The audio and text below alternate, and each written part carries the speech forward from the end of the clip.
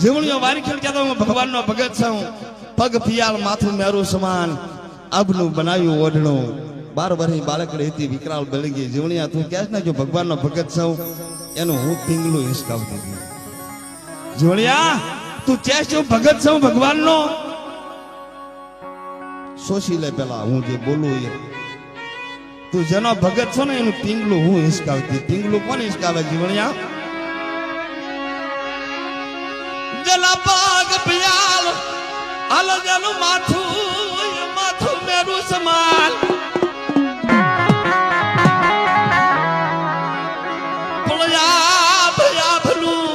મારું કર્યું તે ઓઢડું